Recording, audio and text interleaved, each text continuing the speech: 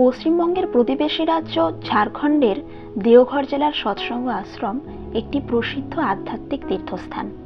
এই সৎসঙ্গ আশ্রম হল শ্রী শ্রী ঠাকুর অনুকূল চন্দ্র কর্তৃক প্রতিষ্ঠিত একটি জনহিতকর ধর্মীয় সংগঠন। 1946 সালের 2রা সেপ্টেম্বর তৎকালীন পূর্ববঙ্গের বর্তমান বাংলাদেশে ঠাকুর তার জন্মস্থান পাবনা জেলার হিমায়তপুর গ্রাম ছেড়ে চলে আসেন এই দেওঘরে। দেওঘর সে সময় বিহারের অন্তর্গত হলেও বর্তমানে তা ঝাড়খণ্ডের একটি জেলা হিসেবে চিহ্নিত। মনোরম এবং অনুকূল আবহাওয়ার কারণে দেওঘর বহুকাল আগে থেকেই লোকজনের কাছে ছিল আদর্শ হাওয়া বদলের জায়গা। আর দ্বাদশ জ্যোতির্লিঙ্গের অন্যতম বাবা বৈদ্যনাথ ধামও এই দেওঘরেই অবস্থিত হওয়ায় দেওঘর চিরদিনই সকলের কাছে এক অতি জনপ্রিয় স্থান। সৎসঙ্গ আশ্রমের নিকটবর্তী রেল স্টেশন জেসিডি থেকে এই আশ্রমে পৌঁছতে সময় লাগে 15 থেকে 20 মিনিটের কিছু বেশি। আশ্রমের পাশ দিয়ে চলে যাওয়া এই রাস্তাটির নাম সৎসঙ্গনগর রোড। আশ্রমের কাছাকাছি এসে পৌঁছলেই দূর থেকে চোখে পড়বে ঠাকুর বাংলার মূল প্রবেশ পথের এই শ্বেত শুভ্র তরুণটি। তরুণের সূক্ষ্ম সুন্দর কারুকাজ দৃষ্টি আকর্ষণ করে প্রথম দর্শনেই। এর আগে 2014 সালের অক্টোবরে আমি দেওঘর এসেছিলাম তৎকালীন আচার্যদেব শ্রী শ্রী দাদার জন্ম মহোৎসবে, আর এবার প্রায় 10 বছর পর 2024 এলাম দ্বিতীয়বারের মতো। গত 9 জুলাই যাত্রা শুরু হয়েছিল এসপ্ল্যানেড মেট্রো স্টেশন থেকে হাওড়া রেল স্টেশনে যাওয়ার মধ্য দিয়ে। যেহেতু গঙ্গার তলা দিয়ে মেট্রো সফর আমার কাছে ছিল এটাই প্রথমবার, তাই পুরো ব্যাপারটা ছিল ভীষণ এক্সাইটিং।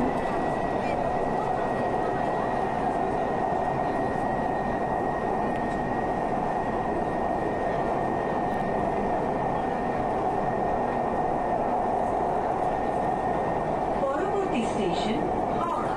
দরজা উভয় দিকে খোলা হবে। গাড়ি এবং প্ল্যাটফর্মের মাঝের দূরত্ব খেয়াল করবেন। 10 মিনিটেরও কম সময়ে পৌঁছে গেলাম হাওড়া রেলওয়ে স্টেশনে। এবার যাব 9 নম্বর প্ল্যাটফর্মে।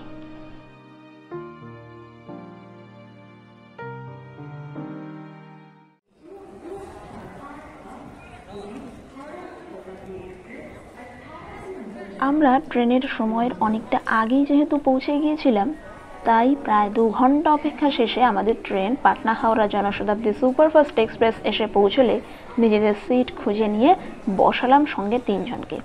আমাদের বুকিং কোচ ছিল D5।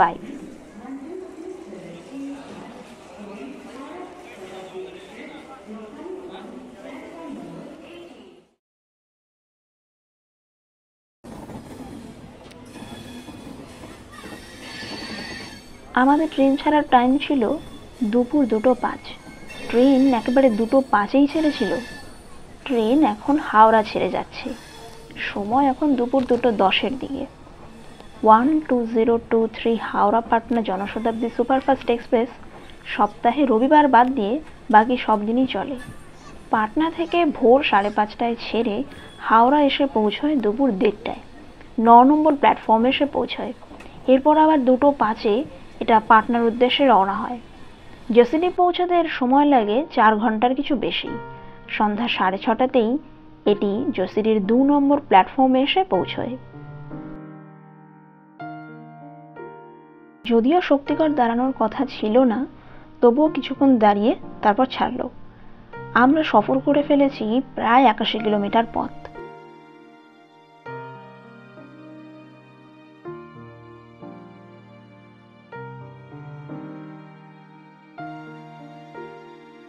প্রায় 157 কিলোমিটার পথ অতিক্রম করে ট্রেন এখন ছেড়ে যাচ্ছে দুর্গাপুর স্টেশন।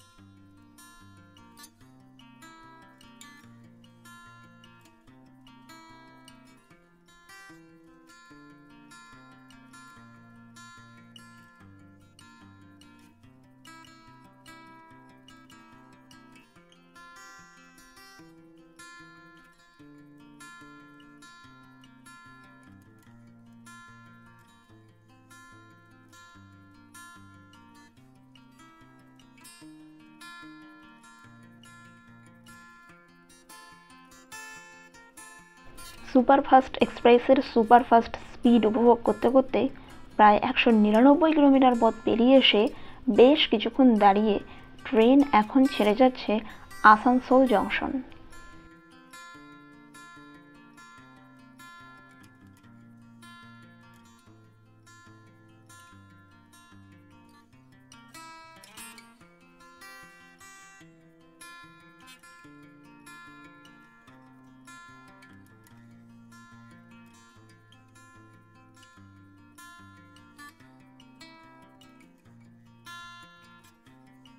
হাওড়া থেকে প্রায় 238 কিলোমিটার পথ সফর করে পশ্চিমবঙ্গ পেরিয়ে আমরা এসে পড়েছি ঝাড়খণ্ডের জামতারায়। মাঝখানে পেরিয়ে গিয়েছে চিত্তরঞ্জন সহ বেশ অনেকগুলি স্টেশন।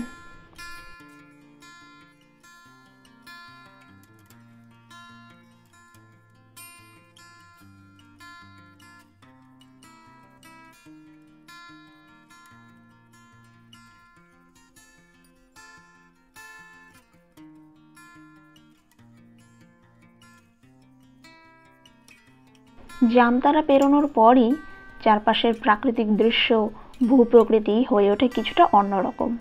ট্রেনের ট্র্যাকের পাশের জমিগুলি কখনো খুবই উঁচু, আবার কখনো অনেকটাই নিচু, আর মাঠের পর মাঠ ফাঁকা জমি ট্রেনের দুরন্ত গতির সঙ্গে দেখতে দেখতে মনটা কোথায় যেন হারিয়ে যায়।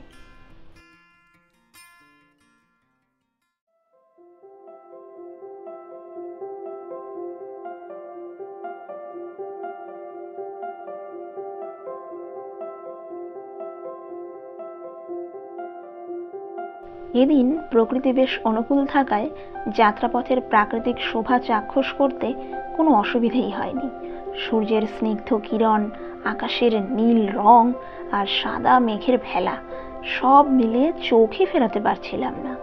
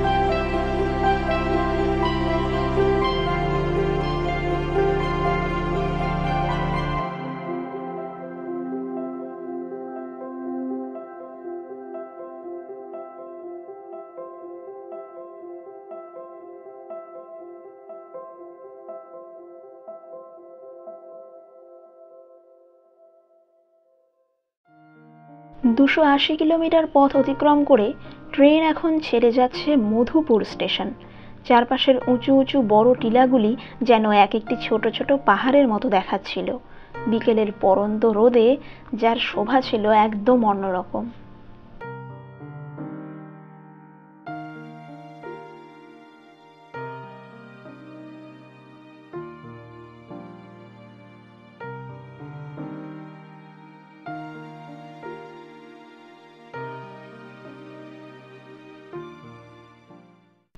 অবশেষে 4 ঘন্টার কিছু বেশি সময় ট্রেন জার্নি করে বিকেল 6:35 নাগাদ পৌঁছানো গেল আমাদের গন্তব্য জোশিটি স্টেশন।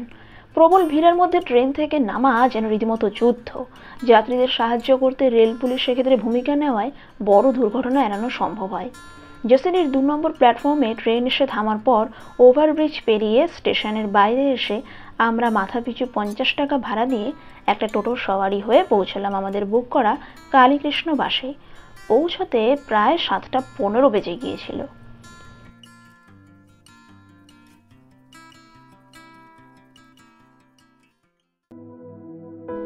কালীকৃষ্ণ বাসে পৌঁছে অফিসিয়াল কাজ সেরে রুমে ঢুকে তাড়াতাড়ি তৈরি হয়েই আমরা চলে এসেছিলাম আমাদের প্রিয় ঠাকুরবাড়ি দর্শনে। তখন সময় প্রায় 8:30 পেরিয়ে যাওয়ায় ঠাকুর দর্শন প্রণাম বন্ধ হয়ে গিয়েছিল। আমরা তাই একেবারে সোজা ফিলান্থ্রপি অফিস সম্মুখস্থ নাটমণ্ডপে চলে গিয়েছিলাম। সেখান থেকে আচার্যদেব দর্শন প্রণাম করে ফিরে এসে আনন্দবাজার করে ফিরেছিলাম রুমে।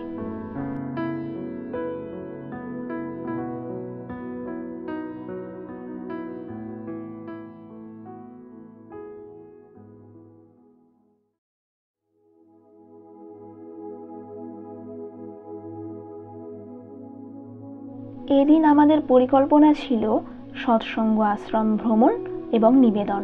তাই খুব ভোরেই একেবারে তৈরি হয়ে আমরা বেরিয়ে পড়েছিলাম প্রাতঃকালীন বিনতি প্রার্থনায় সামিল হওয়ার উদ্দেশ্যে। বিনতি প্রার্থনা এবং প্রণাম শেষে আমরা ঘুরে ঘুরে দেখতে থাকলাম একে একে ঠাকুর বাংলার বিভিন্ন মনোরম স্থান। প্রথমেই নিভৃতকেতনে ঠাকুর বড়মা দর্শন প্রণাম করলাম। নিভৃতকেতনে উপবিষ্ট ঠাকুর বড়মার এই ধাতব মূর্তি দুটি স্নান উৎসবের সময় নিয়ে যাওয়া হয় অদূরবর্তী স্নানকুণ্ডে এবং স্নান শেষে আবার ফিরিয়ে নিয়ে আসা হয় এইখানেই।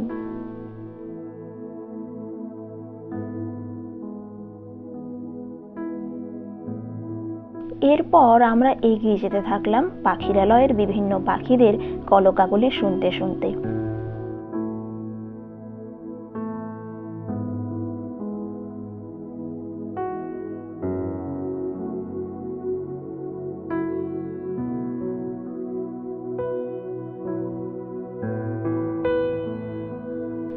এরপরেই দেখতে পেলাম ঠাকুর বাংলার স্নানকুণ্ড।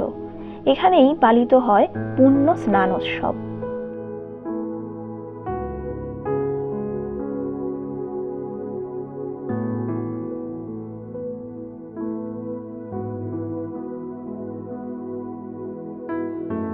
এরপর এগিয়ে যেতে যেতে চোখে পড়লো আরো বেশ কিছু জিনিস। নজরে পড়লো একটা খরগোশের খাঁচা। ছোট বড় অনেক খরগোশই ছিল সেখানে।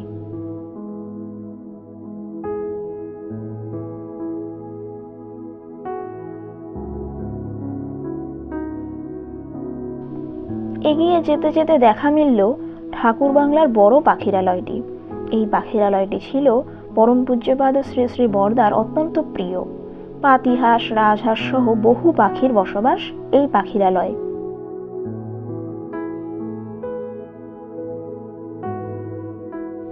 এরপর উপাসনা গৃহ পেরিয়ে কিছুক্ষণ একটু বসলাম সবাই। এই উপাসনা গৃহেই পালিত হয় মাতৃ সম্মেলন।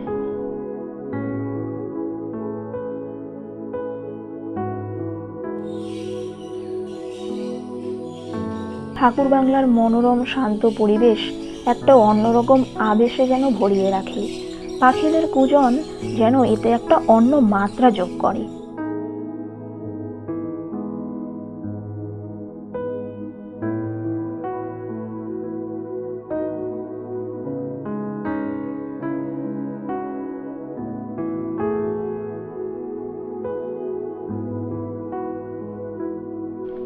পার্লার থেকে ফিলান্থ্রপি যাওয়ার জন্য তৈরি এই লম্বা সবুজে মোড়া রাস্তাটি দিয়ে যেতে যেতে চোখে পড়বে দুধারে থাকা বিভিন্ন বোর্ডের মধ্যে লেখা রয়েছে শ্রী শ্রী ঠাকুরের বাণী। সকলের বোধগম্যতার জন্য এটি বিভিন্ন ভাষায় পরিবেশিত হয়েছে। বিভিন্ন উৎসবের সময় এই রাস্তা সহ গোটা আশ্রম প্রাঙ্গণ এক অনবদ্য সজ্জায় সজ্জিত হয়।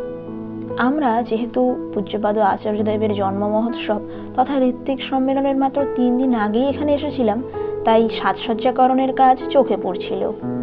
হাঁটতে হাঁটতে পৌঁছে গেলাম ঠাকুরবাড়ির গ্যারেজের সামনের অংশে থাকা ফোয়ারার সামনে। যদিও এটা উৎসব ছাড়া অন্যান্য সময় বন্ধ থাকে।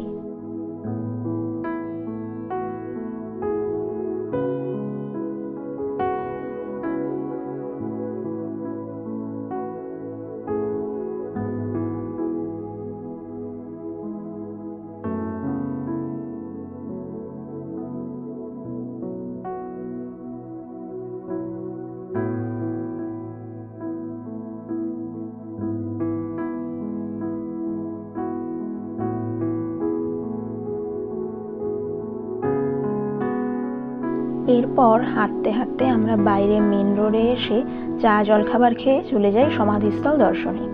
সমাধিস্থল দর্শনের সময় তৈরি হওয়া এক স্বর্গীয় অনুভূতি 2014 সালে এমনই এক সকালে এখানে এসে যেমন পেয়েছিলাম, 10 বছর পর যেন আবারও পেলাম সেই একই অনুভূতি।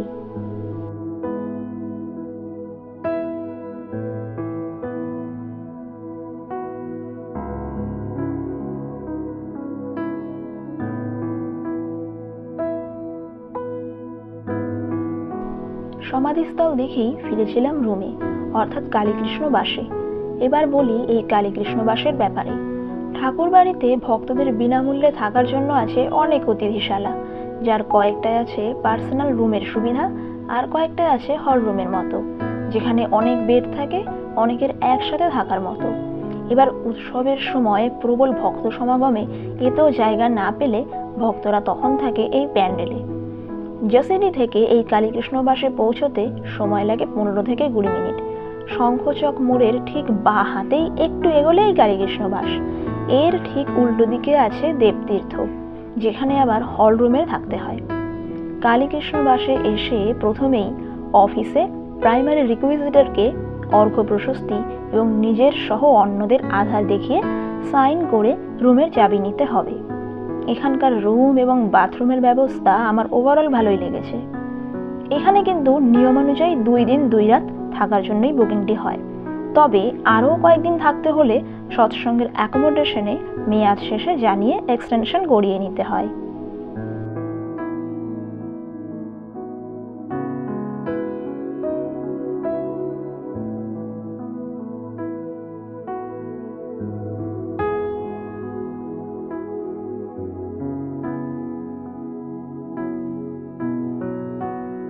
তো এরপর আবার তাড়াতাড়ি তৈরি হয়েই আমরা বেরিয়ে পড়লাম ঠাকুর বাংলার উদ্দেশ্যে। তখনই ছিল প্রধান কাজ। গিয়ে প্রথমেই মেমোরিয়ায় ঠাকুর এবং বড়মার স্মৃতি রক্ষার্থে তাদের ব্যবহৃত বহু জিনিসপত্র দেখেই আমরা চলে গিয়েছিলাম আচার্য প্রণাম দর্শন সহ নিবেদনে।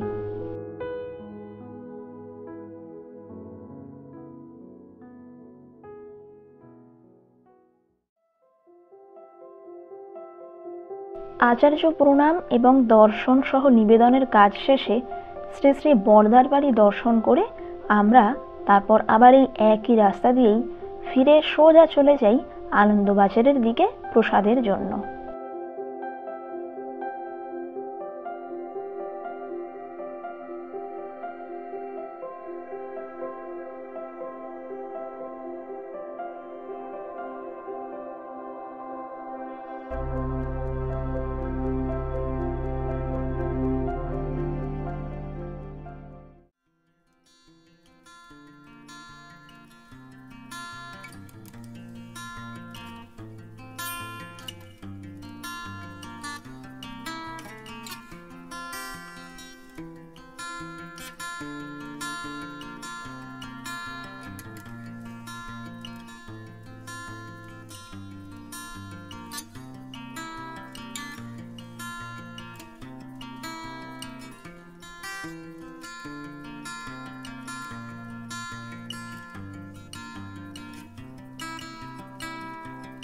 আনন্দবাজারে প্রসাদ খেয়ে এরপর আমরা ফিরে যাই আবার কালীকৃষ্ণ বাসে।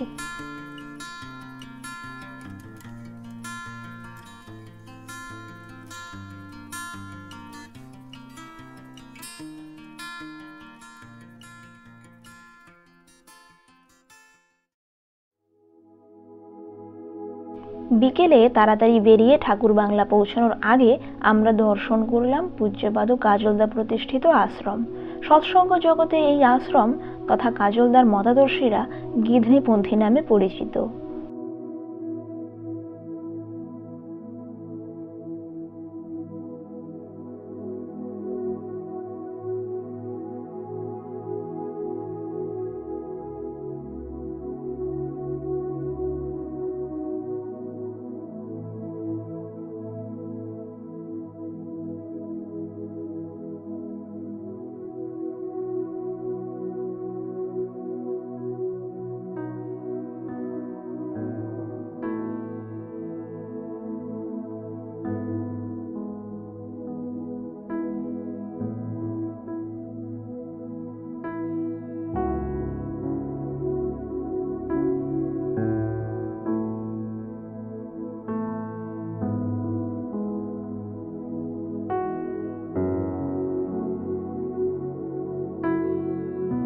এরপর আমরা পৌঁছলাম ঠাকুর বাংলায় সান্ধ্যকালীন বিনতি প্রার্থনায় সমবেত হতে।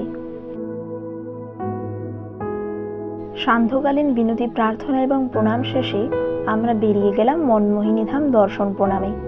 10 বছর আগে যখন এখানে এসেছিলাম তখন এই মনমোহিনী ধামেই থাকার সুযোগ হয়েছিল। মনমোহিনী ধামে থাকার ব্যবস্থা দেবতীর্থর মতো হলরুম।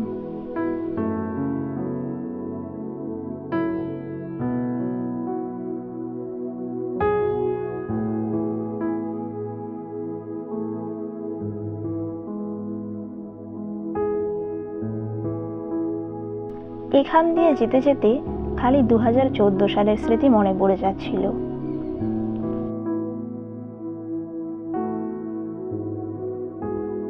এরপর আরও কিছুক্ষণ আশ্রমে কাটিয়ে তারপর আমরা ফিরলাম রোমে।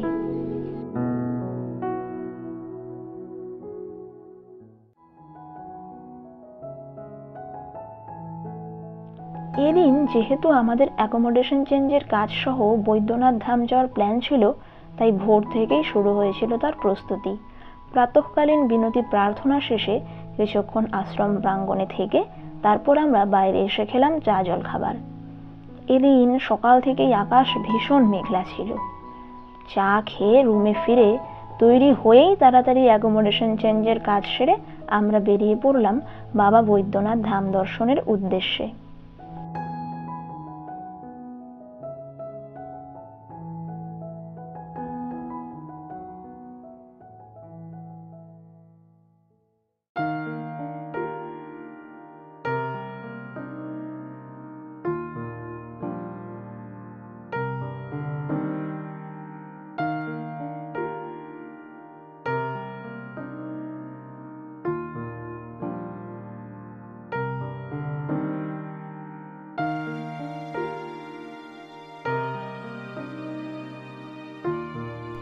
বৈদ্যনাথ ধাম যাওয়ার রাস্তা দিয়ে যাওয়ার সময় থেকে 5 বছর আগে 2019 সালে যখন তারকেশ্বর গিয়েছিলাম সেই স্মৃতি মনে পড়ে যাচ্ছিল। যে কোনো প্রসিদ্ধ তীর্থস্থান এমনই জনবহুল থাকে সবসময়, তবে শ্রাবণ মাসে এই ছবি কিছু অন্যরকমই হয়। তিল ধারণের জায়গাও তখন পাওয়া মুশকিল হয়। আমরা এসে পড়েছিলাম মন্দিরের পূর্বদ্বারে। মন্দিরের ভেতরে ঢুকে ভক্তদের ব্যস্ততা ভরা কোলাহলে একটা অন্যরকম আবহের মধ্যে যেন হারিয়ে যাচ্ছিলাম বারবার।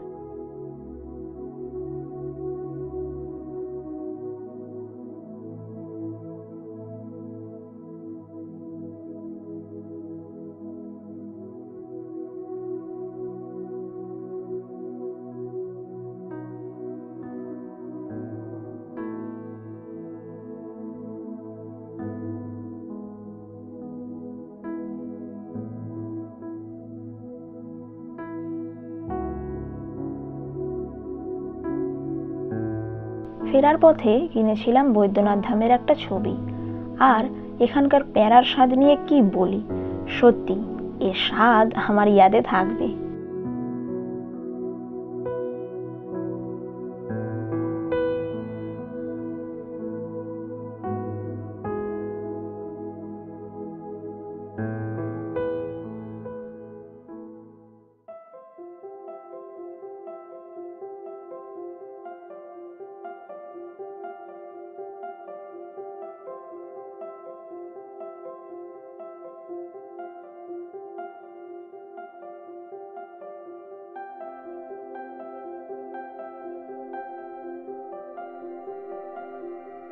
বৈদ্যনাথ ধাম থেকে সোজা এসে পড়েছিলাম ঠাকুর বাংলায়। সেখানে এসে বেশ কিছুক্ষণ কাটালাম। ছবিতে দেখতে পাওয়া এই সৎসঙ্গ রসৈষণা মন্দিরে কিনতে পাওয়া যায় বিভিন্ন ভেষজ ওষুধ। ঠিক উল্টো দিকে সৎসঙ্গ পাবলিশিং হাউসে কিনতে পাওয়া যায় শ্রী শ্রী ঠাকুর কেন্দ্রিক বহু গ্রন্থ।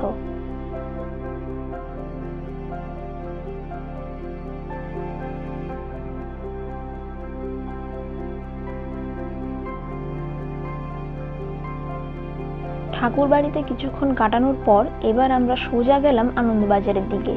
আনন্দবাজারের প্রসাদে এই দিন ছিল ভাত, ডাল এবং পাঁচমেশালি তরকারির সাথে এক টুকরো আম। এখানে জানিয়ে রাখি, আনন্দবাজারের এই প্রসাদ কিন্তু সম্পূর্ণ বিনামূল্যে।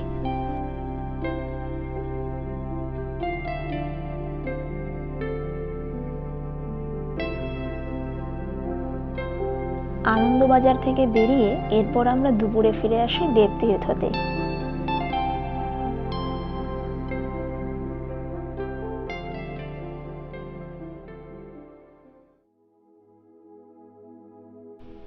বিকেলে সময়ের অনেকটা আগেই বেরিয়ে সোজা ঠাকুর বাংলা গিয়ে সান্ধ্যকালীন বিনতি, প্রার্থনা এবং প্রণাম শেষ করে তারপর আমরা নাট মণ্ডপের আশপাশ দিয়ে ঘুরে ঘুরে দেখতে দেখতে পৌঁছে যাই জামতলা শ্রী অঙ্গন।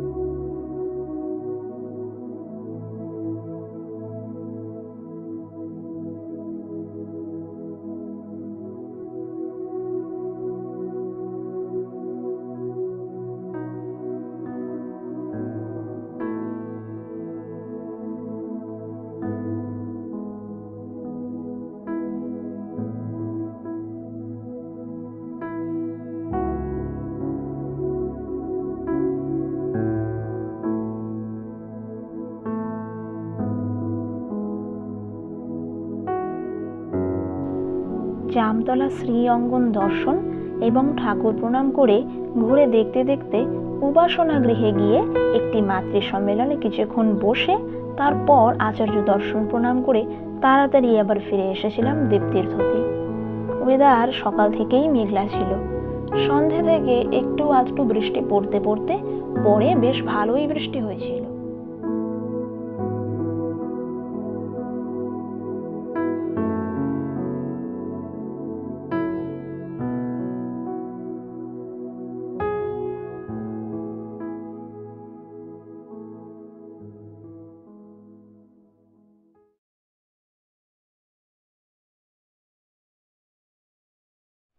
আজ ছিল ফেরার পালা। গত 3 দিনের মতো আজও দিন শুরু হয়েছিল খুব ভোর থেকে। যেহেতু আমাদের ট্রেনের সময় ছিল 9টায়, তাই দেবতীর্থতেই সকালের প্রার্থনা সেরে তড়ি ঘড়ি তৈরি হয়ে সকাল 6:15তেই আমরা বেরিয়ে পড়ি যোশীজির উদ্দেশ্যে।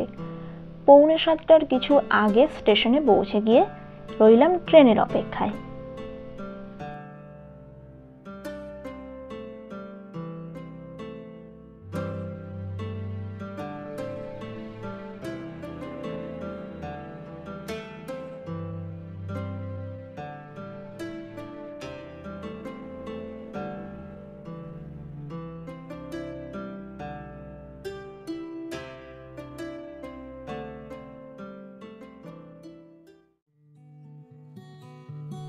12024 পাটনা হাওড়া জনশতাব্দী সুপারফাস্ট এক্সপ্রেস 8:45টার সময় যোশীডি এসে পৌঁছলে ভিড় সামলে ট্রেনে উঠে নিজেদের সিট খুঁজে নিলাম D7 কোচে। ট্রেন যখন যোশীডি ছেড়ে যাচ্ছে সময় তখন 9:07।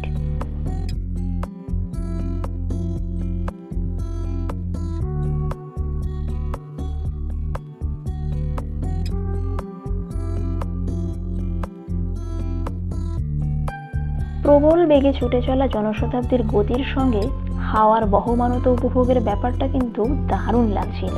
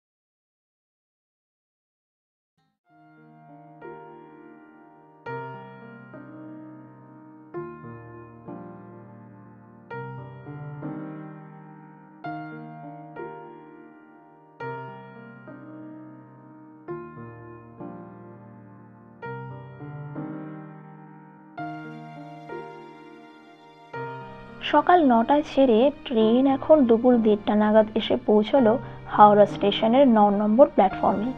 এখন হাওড়া মেট্রো পৌঁছে তারপর আন্ডার ওয়াটার মেট্রো সফর করে পৌঁছে যাব এসপ্ল্যানেড এবং তারপর বাড়ি। এভাবেই শেষ হলো আমার 4 দিনের দেওঘর ভ্রমণের সফর। ভিডিওটি কেমন লাগলো তা অবশ্যই কমেন্টে জানানোর অনুরোধ রইল।